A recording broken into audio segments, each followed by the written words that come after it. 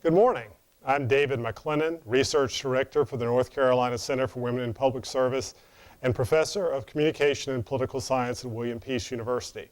Today we're going to be talking about women in politics, particularly as it pertains to North Carolina. A real brief history of women in North Carolina politics. Right now we have 3 women serving in Congress and about 30 members of the General Assembly.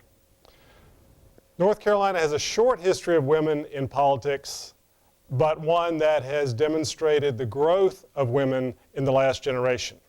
What I want to do today is not focus on the past, but focus on the present.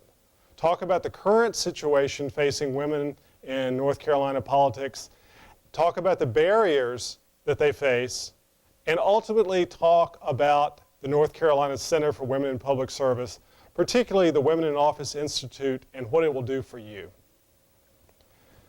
Currently, 54% of the registered voters in North Carolina are women. Unfortunately, only 22% of all office holders in North Carolina are women.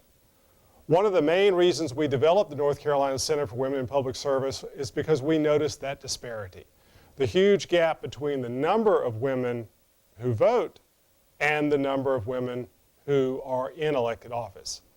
Our goal is to try to reduce that gap and create gender equity in terms of public service in North Carolina. Now, it's worth noting that North Carolina ranks 29th in the country in terms of having women in elected office.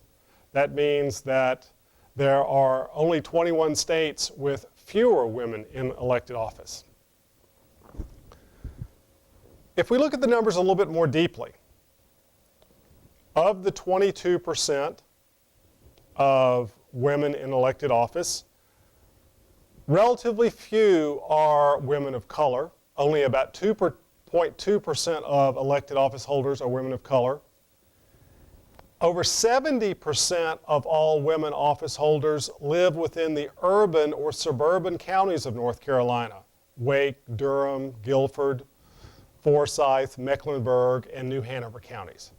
30% of women office holders are from the rest of the state.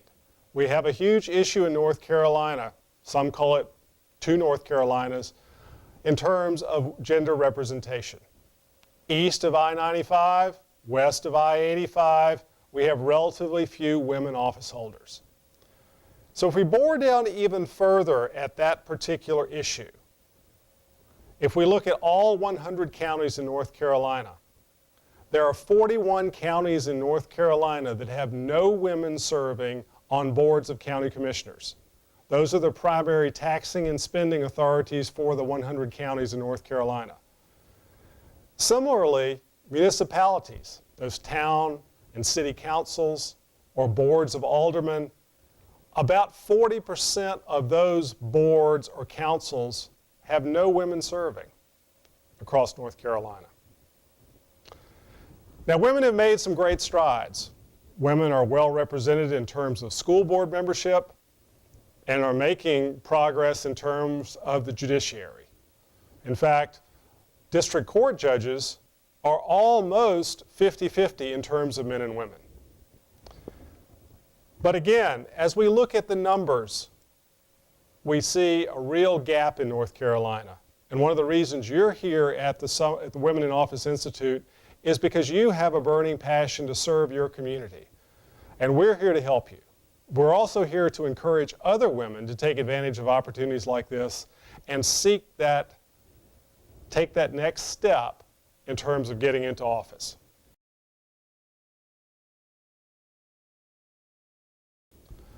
There are lots of reasons that people offer for women not being involved in elected office.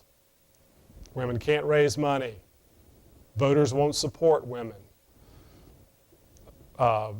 There's a bias in terms of the media. Some of these are true, some of these are false. Women can raise money. In fact, in the last 15 years, similarly situated men and women candidates, women do better. Voters will support women. Time and time again, we've seen women in North Carolina be elected to high office, governor, U.S. senator, number of other key offices. So it's not the situation that women don't support or aren't supported by voters. The public is relatively free of a bias toward women running for office. Now, there are some issues. Women do have difficulty in terms of media representation. Journalism still, in the 21st century, covers women candidates differently. Another reason that's real is that politics is very divisive. It's very negative. It's very hostile. And a lot of women report that they don't like to be involved in the activity of getting into office or in serving into office. Those things are real. But what we know through our own research and research supported by other organizations like ours is that well-trained women, well-prepared women can stand up to some of those issues. Gender disparity in terms of media representation or the negativity of politics. And women can change the system. The most important thing you need to know is that more women in the system mean that the system itself changes. One of the biggest issues in North Carolina is that relatively few women take the step to run for office. For the last 20 years, only about 15% of all those seeking office at the municipal, county, or state level have been women. That was true in 2008. That was true in 2010, and it looks like it's going to be true in 2012 once we get through all the primary process. So that means that 85% of all the people on the ballot are men. The reality is that when women run, women win. When women don't run, you got the point. Research tells us that women are less likely to indicate an interest in running for office, are less likely to take the steps necessary to run for office, and are less likely to think of themselves in the future as a candidate for office.